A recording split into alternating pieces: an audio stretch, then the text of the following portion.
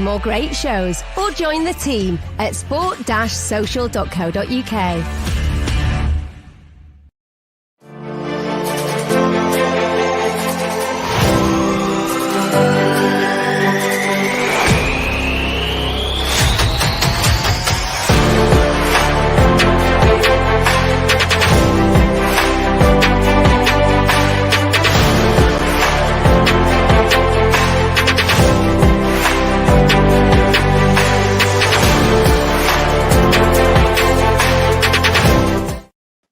Hello, welcome back to a Christmas Eve special of the FPL Masterclass. I'm your host, Haider Rubbani. I'm joined by Rob, as always. Guys, as always, give us a follow on at TF Masterclass. Give myself a follow on at Haider_Rubbani.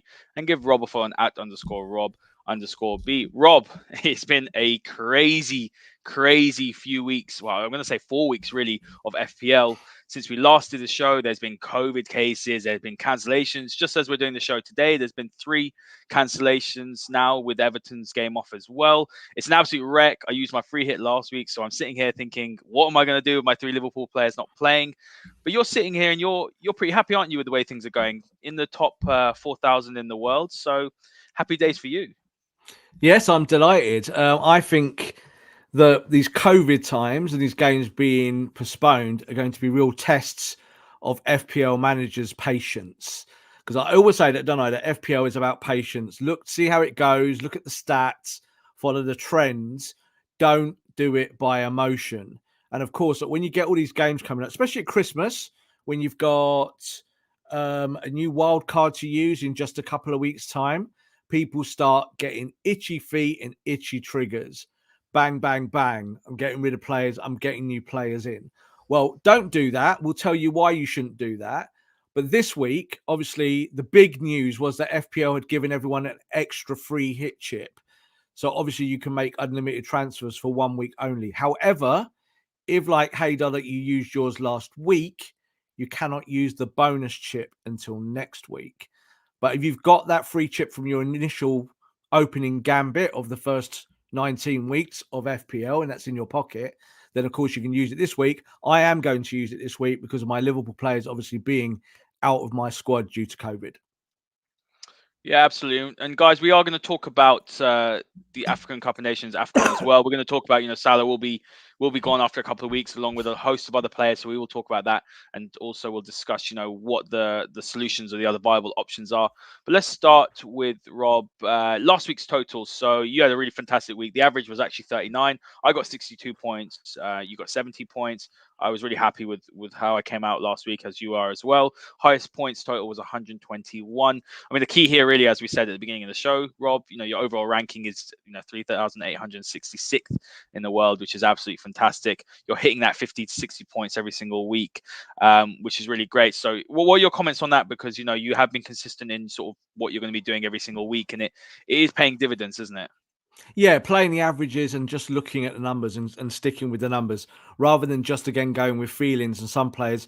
And I have with, through the season, you'll always get 1 or 2 players that come through and you think, yeah, I'd like to bring that player in and see what happens. But it's more about just sticking to the averages. So I've always said that kind of 50 to 60 points is the average, what you should be aiming for. So if I get 70 in a week, I'm always very happy. If you look at the game week rank for my 70 points, it's actually only 250,000th in the world. It's nothing really to shake about. But the point of it is that if you do that every week, you will still go up the complete ranking. So you can see there that I'm now 3,866th in the world. And again, it's using this formula. This is why we do this show, to talk about methodology to keep you moving up the right way in FPL. And then, of course, hopefully at the end of the season with your private leagues, you should be top and winning it. Yeah, absolutely. I mean, Shershaw saying here that he had a very good team, but with cancellations, he's only got 9 to start, and with the extra free hit, he wants to use it this week. So we will discuss the free hit. But Rob, we've got your team here from last week as well. We're obviously now I've started watching the show, so myself, so our teams are very, very similar. Look, I'm going to go through. We've got the same goalkeeper. We both got Trent, and Cancelo was fantastic. He's him along with Trent is for me 2 essentials you have to have in your team. We both had James. You had Alonso as well, who got 9 points. And midfield, very, very similar, apart from the fact you had Montelelli. That was a great little shout. I think, he's hitting some fantastic form. He got 15 points. Arsenal ran riot. I mean, Smith Rowe came on as well and scored, and you had Saka. We both had Foden. Obviously, he wasn't playing because of the fact that he went out with Grealish and got dropped. I'm surprised there's not more about that. Well, I know why not. And then you look as well, Watkins didn't play. That game was cancelled very late on. I had Lacazette, who got me 5 points. I had Gelhardt as well, actually, who got me 4 points. He got the assist. So you still hit 70 points, and you didn't have all your 11 players playing. You did have Watkins out. So all in all, that's a really good return. Yeah, I was happy with it. Again, if Foden had bothered to not go out and go training and be healthy and all of those things, this could have very easily been an 80-point plus week because he would have started that game. So I kind of banked on him starting, and of course, he didn't even appear in the squad. But as you just saying there, across the lines, looking at kind of defense, midfield, and attack, I just think now at this point of the season, when you're getting to December and January, it starts to get easier. It's about looking at the teams who are consistently getting clean sheets, who are performing, and you can kind of stick to that top four. Look at the top four and make sure that you're maximizing out. So you look at it here. What have I got? I've got 3 Liverpool players, 3 City players, though one let me down, as we just talked about. And I've got 2 Chelsea players. And I have had 3 Chelsea players at some point before as well. I did consider Jorginho, especially with him being on penalty duty, but obviously got injured. So looking at this squad, this has been a squad kind of made out over a 12 or 13 week period where I maybe tweaked a few bits and pieces. Watkins came into my squad last week. What happens? Villa go under COVID protocol. He was my vice captain, as you can see there, and you get 0. But I'm okay because the hub of the team is still performing. And it also shows another thing that we said early in the season is that scoring goals is not what makes you win in FPL. Clean sheets is what makes you win in FPL. So if you can find ways to get clean sheets and maybe get fullbacks who give you those clean sheets, who get you assists, then you're laughing. Alexander-Arnold, 7 points. Cancelo, 18 points. How I wish I made him my captain. Alonso, 9. James, 6. Not difficult. These are not difficult things to kind of work out. In the midfield, a bad week for Salah, obviously my perennial captain all season long. I didn't even bother changing him.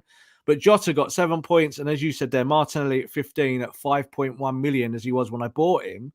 Just outstanding value with an Arsenal team now coming into form. This week, you can see that obviously on my bench and obviously with Watkins, COVID protocols are going to absolutely wreck people's teams. And that's what happened last week.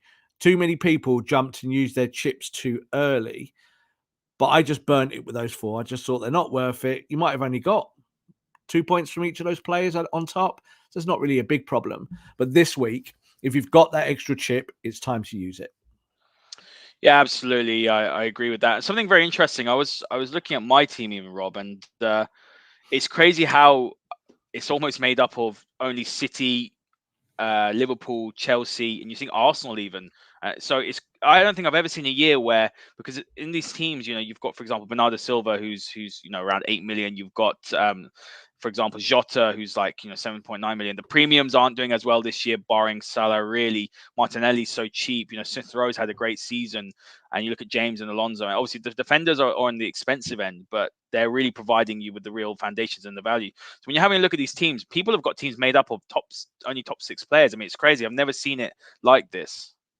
Yeah, look, to tell you the truth, that's normally my strategy every year. So I will always generally have 3 Liverpool players if they're performing well and 3 City players. So looking at the players I've got now, obviously Salah, Jota and Alexander-Arnold. In years gone by, it used to be Alexander-Arnold, Salah and Mane. So they were the 3 I always had, always. And with City this year, you see that Bernardo's having a great season. Foden's having a great season.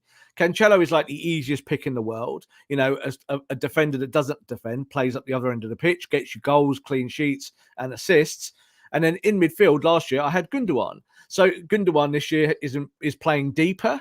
And there's a case here to say that in the weeks ahead, that looking at De Bruyne starts to play and starts to get goals and assists, then you might sacrifice someone like Foden and find the money in other parts of your team to bring him in. So I've always stuck with maybe say the top 2 in the league and had 6 players from those 2. Because if you do that, you will get maximum clean sheets. You will probably get maximum goals. And you'll also get performance extra points and stats and values with those 3 and 2 points for man of the match performances. You'll see those 6 players will generally, from those 2 teams, be the guys that get the man of the match awards. Yeah, no, I do agree with that. We're going to move on, guys, now to sort of the fixture table that you can get from Fantasy Football Scout. So as you can see here on the screen, you've got at the top the teams with the easiest fixtures. Surprisingly, Manchester United are there. You've got West Ham there as well. And at the bottom, teams with the most difficult one. But Rob, the most obvious thing here is you're looking at Everton, Leeds, Watford, Wolves, Liverpool, Burnley are all not playing this week. So how are you we talk about the free hit, but how are you sort of strategizing? Because we've spoken about we'll talk about the African Cup of Nations, the AFCON here as well, because you've got Salah, who's going to be here for a couple more game weeks, who's got the Leicester and Chelsea game. And there's a few other players as well that won't be here. So there are going to be a lot of people that will be looking to cash in on Salah now. That's probably a massive mistake, isn't it? It's a massive mistake because Salah has got 2 more games to go. So if Salah is fit and Liverpool fit and they play, and obviously COVID doesn't affect them again, you're still going to get points out of Salah. So again, do not go too early. And this is something we see in FPL every season, where I think AFCON is always a difficult one for managers because there's a whole swathe of players that will be gone. And we're actually going to look at them in a minute, but we will stay with this slide and look at kind of where we are with stuff at the moment. When you look at Manchester United at the top, if I was planning ahead now for the next 4 weeks, I would definitely be kind of targeting United and looking at those fixtures. But this is a free hit week. So what counts? Only week 19. That's it. Because at the end of week 19, the squad resets itself. So it's absolutely no point in doing what we normally do, which would be looking at week 20, 21, and 22. We will touch on those for managers who haven't got a free hit chip. Obviously, like yourself, Haider, there is a kind of more of a long-term planning strategy here because you're not going to use that chip immediately because it's gone. But we need to look at week 19 first, and we'll also look at AFCON and kind of start to strategize around the players that you won't be able to pick, because there will be some who've done well this year who will simply vanish for 4 weeks or maybe 3 weeks, and that will really mess up your squad. So you'll need to keep your wild card or maybe another free hit chip just for a little bit later down the line. So, I mean, just looking at my team now, and obviously we'll look at it in more detail, but, before these cancellations, I was like, right, I'm going to bench boost because I'm really happy with my squad. I looked at my bench and my bench was, from last week, my bench was Cancelo, Dallo, and Dennis. And I was thinking, or Tony. So I was thinking, I was really happy to do that. It's completely knocked me out of kilter because I've got Salah and Jota not playing, Trent sitting on my bench now, and Rafinha is also not playing. So I'm now looking. I've got Dallo secured for this week, and he's my Man United pick. I'm still not 100% sure on United. I know we're going to talk about it in weeks to come, Rob. Obviously, we're focusing on Gameweek 19, but United still haven't shown me enough to say, right, time to bring Ronaldo in for 12.5 million, because they just haven't really got going yet, obviously, with a new manager. But when I'm looking at a few of these are there any other teams here that, or, sort of fixtures in Game Week 19 that you've looked at and thought, right, because look, Tottenham have really hit some form. They were fantastic last week against Liverpool. They're looking very much more solid. They've got a threat going forward. I mean, they should have won the game, really. Harry Kane, possibly, is a player. I think Son, for me, I'd be looking at him and thinking, I mean, Usman saying here, who's swapping Salah for Son like me. Don't go too early, Usman. We still got 2 more weeks of Salah. Or do go as well, because then, we'll beat you in your league. But having a look at Tottenham here, there's some good options. I mean, look, Ben Davies as well as a defender. Okay, he's playing in the back 3, but Spurs are not leaking any goals, really. So he's definitely an option, I think. Some Spurs players for sure. Yeah, I think there are some obvious picks here, and I've kind of we'll look afterwards, obviously, at the squad that I've created using the free hit chip. But looking at, as you said there about Manchester United with those 4 fixtures there, they are favourable fixtures. But like you said, is that a strategy you want to employ long term at the moment when we don't know what the manager's going to do in terms of his selection? We can lean on Ronaldo, you can lean on Bruno, but are those 2 players for the premium price going to get you big numbers week after week after week? Not sure yet. I think also when you look down that week 19 column, I think the 2 teams that jump out at you really are Arsenal and Tottenham. So Arsenal's form is dramatically improved, more in the sense of getting clean sheets and scoring goals. They've managed to kind of find a kind of formula under Arteta to now maximize those parts of the pitch that help us with FPL. So as you saw there, obviously before, Martinelli, I picked Martinelli, because I kind of looked at the minutes he was playing and I was thinking, well, this guy, if he's going to play at 5.1 million for Arsenal, he's going to score at some point. And of course, last week he did that, and he has done that now for the last 2 or 3 weeks. When you look at Tottenham, I think you need to look at the Conte factor. And that is Tottenham, as the weeks go on, should start to get meaner and meaner and meaner. And what I mean by that is they're probably not going to concede goals. They'll probably play a 3-4-3. And it probably means that Kane and, yes, Son will start to reap the rewards. So I think for the next week, those kind of 3 teams you can look at, United, Arsenal and Tottenham. I think you can also look at West Ham against Southampton. You could bring in a Cresswell there if Cresswell is available. A little bit of doubt at the moment. It's 75% chance of playing. But of course, he could get you a clean sheet and an assist because he takes most of the set pieces. Looking down the list, I don't see there being a lot of value elsewhere. You know, you've lost, obviously, the other big clubs. Manchester City, as I say every week, it doesn't matter who City are playing, you still pick those players because they all rotate, they all get minutes, they all score goals. They might play 10 minutes and get you 25 points. It's crazy, but one of the few teams that do that. City, Leicester are playing better at the moment, but you would still say that City are overwhelming favourites there. So that kind of tells you that there's maybe only like 5 teams that you really should be targeting, but you haven't really got much choice in that anyway. Yeah, I'm not 100% hot on Chelsea right now as well, and Villa looked very solid under Steven Gerrard since he's come in. I mean, he's done a really good job so far. I look at Spurs, Rob, and we will now look at the AFCON a little bit more detailed. But I'm looking at Spurs, and I'm thinking each week I'm seeing more and more of a Conte side. And I think they're going to be, look, you know, even from an FPL point of view, obviously, if they can get Harry Kane scoring, he scored last week. He's only had a couple of goals, but I'm looking at, you know, the sort of their defensive players, you know, maybe one of their full but wing backs, for example, you know, Reguilon was mentioned in the comments. I know he didn't start the other week. It was Sessegnon, but he will probably start. I'm looking at them and thinking they're going to be a good option. But let's have a look at some of the key dates for the AFCON. So you've got, you know, the group stages between January the 9th and 20th, then around the 16th from 23rd to 26th, quarterfinals 29th to 30th, semi-finals and February the 2nd to 3rd, and then you got the third place playoff in the final on February the 6th. I'll be honest, Rob, I'm sitting here. I mean, look, you'll know this in more detail. Obviously, you cover these sort of things. You are a sports journalist, but I mean, how far could Egypt go as well? Because that's the key player I'm looking at, Salah. I mean, are they one of the favourites? I mean, are they someone that you expecting Salah to be away for? That's a considerable month, and then he's got to come back. And will he come back into it as well? That's another thing to consider. It's almost impossible to know. With AFCON, every time the AFCON is on, there's always 2 or 3 or 4 nations that jump forward, and you can never predict it. So all you need, in terms of FPL, you need to make sure that you're just covering your bases. So when you look at the first 2 weeks there, January the 9th, really through to the 26th, that's the key spell, obviously, group stages. So after those first 3 games, we tend to know who's coming home, who's going to stay there for a little bit. So from memory from last time, I remember when Mane was kind of going through it and Senegal were doing well, but he wasn't playing particularly well. He wasn't really getting goals, and he kind of had that period where it was just very flat, but he was still out there. So if he's out there in terms of FPL, there's no point considering him, there's no point having him in your plans. So I think from January 9th, I think that's week 21 or week 22. So this is when this stuff we're going to talk about now in terms of these players, this all becomes relevant, but you need to start thinking about it now. This is why FPL is all about planning.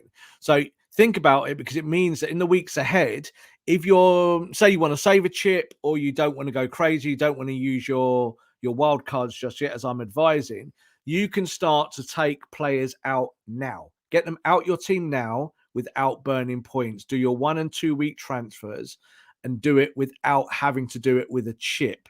The one player do not do it with, Usman, is Salah. So you don't do it with Salah because Salah's numbers are on a different scale. I think pretty much with everyone else, you could probably burn them early, but burn them for 0 points. That's what's most important. Yeah, I agree with that. I mean, look, we've got up on the screen here a graphic of the players from each team who are going to be going to the AFCON. So I'm just going to pick the main ones, Rob, really. And from an FPL point of view, look, Aubameyang's not playing for Arsenal at the moment. He looks like he's going to be off at some stage. And you're looking down that list as well. Maxwell Cornet, who plays for Burnley. He's been a really good player this year. Mendy as well. So I did see an article today, obviously, that, you know, Tuchel's very happy with what Kepa's doing. Kepa will play. I don't have a premium keeper. You don't have a premium or a big top 6 keeper, and well, apart from maybe we both got Ramsdale. But then you've got, looking further down the list as well, Wilf Zaha is a key one for Palace. He's been quite key for them this year. Iheanacho as well. So you'll probably see more emphasis on Vardy. And you look at the Liverpool lot as well. Look, the 3 pretty key players, obviously Mo Salah, Naby Keita, Sadio Mane, Mahrez as well. Mahrez has started to get a few more minutes, so you might see the likes of Raheem Sterling play a little bit more as well. Bailly doesn't play much for United, so there's not really that much of a worry there. And Sarr is a very key one for Watford. I know a lot of people do have Sarr. Ben-Rama, he's gone off the boil a little bit for West Ham. Roman Saiss is very key for Wolves. He's a good option in the opposition box when it comes to corners and crosses. He does pick up a few goals. So when you're looking at those players, Rob, there isn't a huge amount of players that you're thinking, right, it's going to be that much of an issue. I don't think many people have got, for example, Partey or El Neni in their team. But really, it is the focus. The Liverpool lads, I would say, especially Mo Salah. And I'm looking at Sarr and Zaha as 2 other players who people, will have to take out or should take out now. Well, the one player you're not mentioned now, I think you just probably missed him on the Bissouma list, is just below Sarr. Yeah, the number 1 striker in FPL this season. Dennis. Emmanuel Dennis. So Emmanuel Dennis, for obviously off on duty for Nigeria, has been the steal of FPL this year. Absolutely crazy points for the price that he was at. Literally, like, it was almost like a free transfer. He was so cheap. He's in my team as well. But I think if you're doing FPL right and you're looking at the players across the spread here, you probably shouldn't have 95% of these players in your team, because they're all underperformers or players that don't give you big points. So as you said, I think Sarr's an obvious one. I think Dennis is an obvious one. Ben-Rama was up there with the top 5 midfielders for a long time across the season. Mahrez has started to come into some form. Mane, a bit hit or miss. Some people had Iheanacho earlier in the season. When you look at everything else, they're kind of easy ones. You just don't want most of them. You kind of even look at someone like Bissouma at Brighton, hasn't particularly had a good season. Cornet did have an injury last week, so some hamstring, people got rid of him early, so that saves you that. So do not buy him again. Don't go back. And you've got the 2 Wolves boys there that play regularly and do get points with clean sheets and the odd goal. Player like Eric Bailly, you shouldn't have in your team under any circumstances. So there's lots of players like that in this list. There's Aubameyang as well.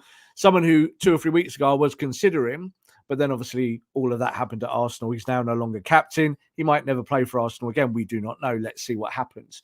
But across that list, there's nothing in there that should scare you. You should start to move these players out now. If you've got a Wilf Zaha in your team, sell him this week or next week. Cash in, go and buy a player of equivalent value who will probably get you just as many points, because there's no one else here that makes me think, yep, these players who are going on duty in Africa are going to be players that you're going to have to reconsider to buy back in. I think the only player really that obviously pops out here, of course, is Mohamed Salah, because his numbers this year for FPL have been outrageous. His average weekly return is double digits. I can't remember a player that's done that over 18 weeks for years. I think Ronaldo back in the day used to be the only person that did that when he was at Man United. So you can tell you how long ago that was. But this should be an easy decision for you. Do it now. Do it early so it doesn't sting. But don't waste any free chips on getting rid of these players. Just do it nice and conservatively over the next 2 or 3 weeks. Salah's only not had a return in 3 game weeks, and we're in game week 19. And last week was the 3rd game week against Spurs, or the last game. It's absolutely staggering. I mean, I think Sky had a graphic of it, and his goal assist. His best week was against Man United when he destroyed us. It was 3 goals and an assist. Let's not talk about that game. But Rob, I'm going to ask you a question, because I'm mulling over Dennis as well. Obviously, Dennis is not playing tomorrow on tomorrow's Christmas on the 26th with the cancellation there. Would you be shifting Dennis out now? I would be shifting him out if I felt that there was some monetary value to it, that I can move the money elsewhere. Now, the problem with Dennis is that he's so cheap that if you sell him, what are you going to buy as an equivalent? So in a minute, when we look at the team that I've picked with the free hit chip this week, you'll see what I've done with that. So I've got Broja in there at 5.1, because he's the only player that really kind of is an equivalent to Dennis and what Dennis's value was early doors. But of course, Dennis has now been the number 1 striker in FPL for a few weeks, so his value has gone up. But if you sell players, you need value back. Why? Because you need to go and buy players, don't you?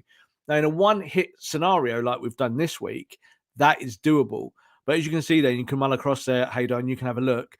Obviously, with the defence, midfield, and attack, I don't think I've actually lost any strength by taking out my Liverpool players and using the free hit chip. Yeah, I mean, let's start obviously with the back four, because you brought in Davis. It's someone that I mentioned earlier as well. Fantastic value of 4.5 million. He's playing that Azpilicueta role, Azpilicueta on that right hand side or back three under Conte. So he's going to play probably week in, week out. He's cheaper than Dyer. He's cheaper than a few other options that Spurs have in defence. You brought in Cresswell as well. He's 75% likely to play, and you've obviously still got Cancelo and the two Chelsea fullbacks or the wing backs. But very interesting, you've doubled up on the Arsenal duo. So you brought in Smith Rowe. I mean, Smith Rowe's had a great season, 7 goals. So let's talk about that a little bit, because they've got some decent fixtures, Arsenal, coming up. I mean, is there a risk Smith Rowe won't start? Odegaard has had the most chances as well, most chances created over the last 3 game weeks. He's someone that I've looked at. I believe he is cheaper. Rob, you can correct me on that. I mean, were you ever tempted to look at Odegaard as well, who's playing week in, week out? And not that Smith Rowe won't play. They do sometimes play as a duo, but for the value of money as well, I think Odegaard is cheaper. Yeah, no, I think Odegaard is good value. If you want to go for Odegaard, no problem with that at all. This is all about how do you make that money work. So when I took my Liverpool players out and I kind of played around with some of the other players there that might need to go, someone like Watkins, for instance, at Villa, obviously high value at 7.8. If I was to lose him and bring in Broja at 5.1, what does that do? That puts more money in my pocket. So I can play around, I can bring in better players. So that's what the free chip is designed to do here, to give that free hit, to just be able to spread the money out a little bit more. So just starting from the very, very top, Sanchez and Ramsdale, my 2 goalkeepers, I'm not changing them all season long. Unless one of them breaks a leg or something like that, those two goalkeepers at 4.5 and 4.8 will be my goalkeepers for the whole of the season. So I'm not even thinking about them. When you look at the defence, what have I had to change? Well, Cancelo remains, Alonso remains, and James remains. Chelsea, even when they're not playing well, they're still going to be a defensive entity. So you keep the fullbacks, and those 2 fullbacks look like they are the starters at the moment, obviously with Ben Chilwell being injured. So then there's a bit, as we said, about Tottenham and Arsenal, and how does that work? I brought Davis in at 4.5 because, as you said before, Reguilon hasn't played for 2 weeks, and that was because he had an injury, but he was coming off the bench, which makes it worse.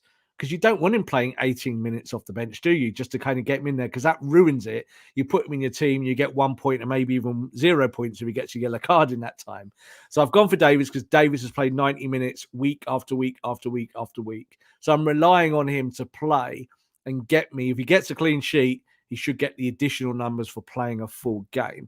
As you said as well, Cresswell, I explained earlier on, chucking him in there for the potential of getting a clean sheet and some bonus points there. In the midfield, with Martinelli, obviously, who's part of my team initially, I went with Smith Rowe because he came off the bench, didn't he, in the last game for like 15, 20 minutes, and he was electric. He scored a goal. I think he got the winner, didn't he, in that last match? And he's just a player that's living and dying in the opposition half. That's what I want from my midfielders of that position. Odegaard has done well, but he's still a little bit more of a deeper playmaker. He has also picked up great points. But that's why I went for those 2 Arsenal boys. The other player I put in here is just to kind of get my Chelsea numbers up there is Mason Mount. Mason Mount's had incredible productivity the last 2 or 3 weeks. I think 7.7, it's just easy. Just no point even debating it. And then around him are those 3 City players. At the top end of the pitch is where I've had to kind of make some choices and maybe kind of move things around a little bit. So I've gone for Ronaldo this week. Why? Because it's Newcastle. I think it was United versus anyone else. I probably wouldn't have gone for Ronaldo at 12.5 million. It's his favorite team, Rob. Even back in the day, when he was here from sort of 03 to 09, he was scoring for fun. Without obviously, jinxing it and all of that, Newcastle are terrible. And Man United have played Newcastle in the past when Newcastle have been terrible and failed against them. So it does happen. So that's a Man United perspective, not an FPL one. But Ronaldo, you should expect that if United are going to play 4-2-2-2, as they probably will, on the road at Newcastle, and they play that narrow system, that Ronaldo will be at the point. He'll be at the top end of the pitch. And I've gone for Harry Kane because I just think it's got to happen for Harry Kane sooner or later. When you look at it, they're playing Crystal Palace. Now, Crystal Palace have had a good season and have been pretty defensively sure, but they're more of a progressive team this year, 4-3-3 going forward. But we saw at Manchester United that if you play them the correct way in midfield and you play higher and you push them back, you can get in their box, you can score goals, you can beat them. And I look at Tottenham and I think for Harry Kane, it's just there now, isn't it? Like you either go with Son or Kane, or in years gone by, you went with both. And I have done that before. But I think at the moment, 12.1 with Harry Kane, it's easy. Kane and Ronaldo, hopefully combined, will give me better numbers than Salah on his own for 1 week. So that's how I've looked at it. Because then you see, if these guys do well, say that Ronaldo gets a hat-trick and Kane gets a hat-trick, then I've got something to think about, haven't I, with Salah? I could think, Salah's off next week, but these two guys are now on form. Do I get rid of my team, use my bonus chip for the first week of January to bring all my players in to kind of mix it all up? It's a little bit of an experiment to kind of see where these premium players will be in a week or two's time. So I'm just going to quickly run through a few players that I mean, look, there's some questions here. Sorry, I'll get to them now. So Foden on a free hit, Rob, or De Bruyne? Well, look, there's a big difference in price there, about 2.5 million. So I think as long as Phil Foden hasn't been hanging out with Miss Grealish this week, then I think he'll probably play. But then De Bruyne, for me, it looks like he's just starting to get going. You know, he looks like a player that on a free hit, it doesn't really attract me this week because Leicester will be a difficult game in midfield. And you'll probably have someone like Ndidi clogging up the channels and doing that work in front of the Leicester defence. On the flip side, Leicester have been pretty bad in defence this year, haven't they? Considering other seasons. So I still think that Foden is the choice. And even more so in the fact that Ferran Torres will now no longer be at Manchester City, who was playing the false nine role at times. So I think Foden, if he plays, he's either going to play left of the attack or in the middle, or if Grealish plays, Grealish will probably play left and Foden will be the false nine. So for me, Foden at 8 million, again, you see, it's all about prices, Haider. I think like Bernardo at 7.4. If people haven't bought Bernardo 6 weeks ago at 7.4, don't play FPL. It's too easy. That's the easy choice. That's why in Cancelo at 6.4, people might go, oh, that looks expensive for a defender. I only want to pay 5 million. Nah, 6.4 for a player that does those things. Just go and get those players and build around them because there's so much value this season and other players. That's where Martinelli and Smith Rowe are great for you because they allow you to go and get a Bernardo and not even think about it at 7.4. Cancelo at 6.4 is an incredible value for these players that get returns pretty much every week. I mean, it's crazy. I just checked. Cancelo is only owned by 38.3% of players this season. It's crazy. Mad. It's absolutely madness. It's absolutely crazy. But I'm looking. But you see, it's fashion. You see, it's fashion. You see, because people will buy Diaz because they think that Diaz is the guy that leads in the defense in the same way they do with Van Dijk, and they'll go, 6.4 for a fullback. I'm not into that.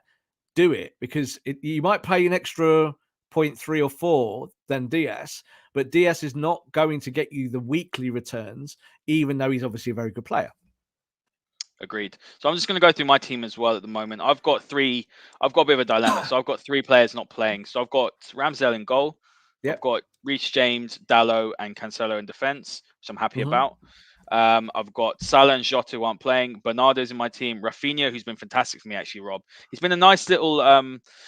I would say he's been a nice sort of differential for me because a lot of people, I mean, he's only owned by about 17%. So it's a fair amount, but I've kept him in. I've kept my faith in him. And since game week 14, he's got 4 returns out of the last 5 game weeks, whether that's a goal or assist. He takes penalties. Penalty taker as well. Yeah. So he's not playing. I mean, his form's 5.3. So he's a player I'm looking at. And then I've got Gallagher as well. He's playing against Tottenham. Up front, I've got Tony and Antonio. Antonio is 75% likely to play, but he's got an illness. So that's my dilemma this week. And then on my bench, I've got Sanchez.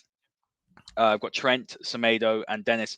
So I'm thinking Rafinha out probably for Martinelli. That's what I'm thinking at the moment. So I'll have, about 0.8 of a million.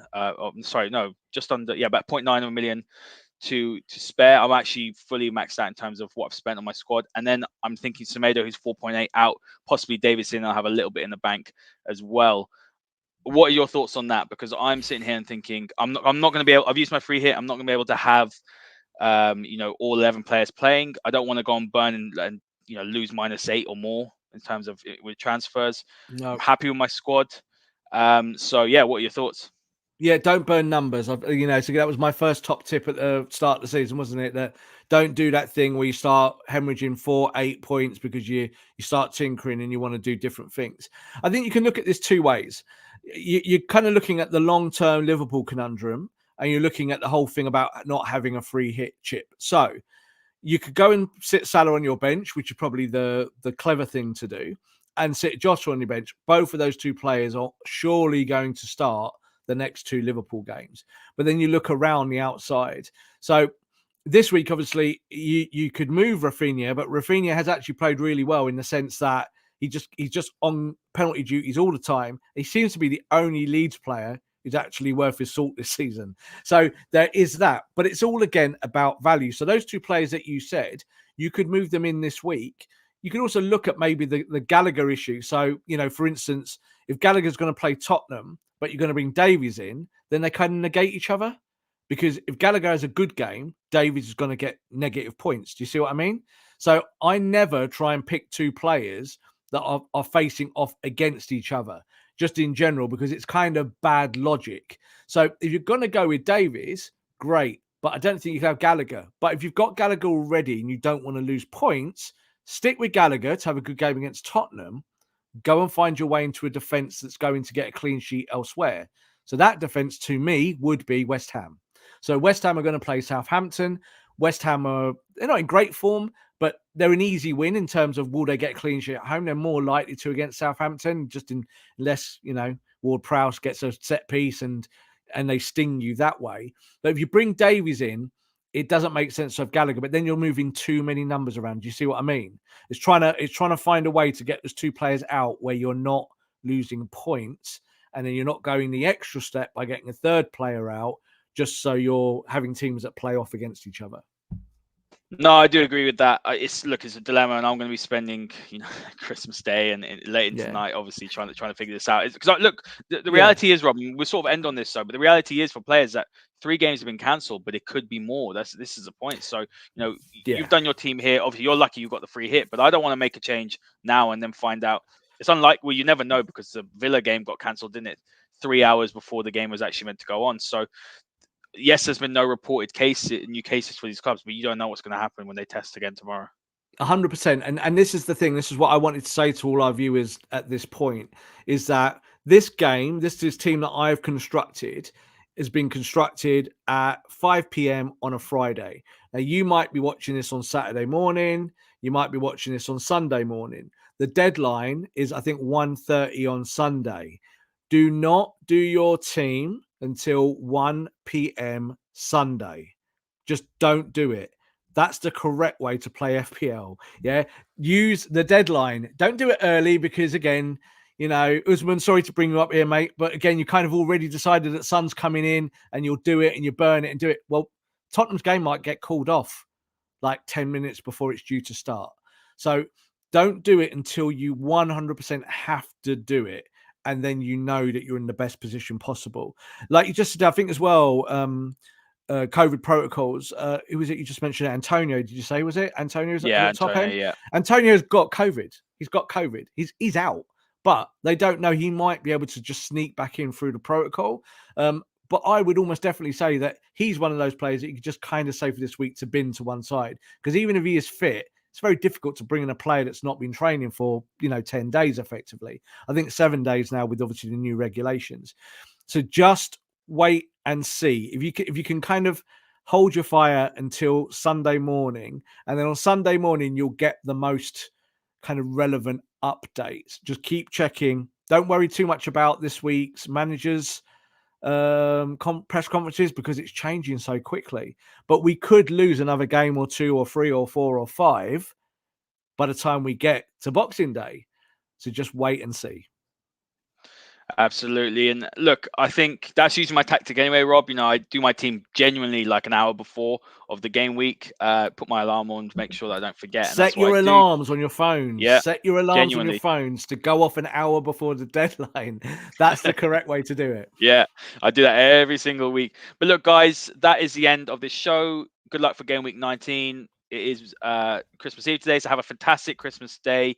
And myself and Rob will be back next time, so make sure you do check out all the other content as well. Rob, we should have a masterclass, shouldn't we, on the 27th? And so do you want to tell the listeners a bit more about that?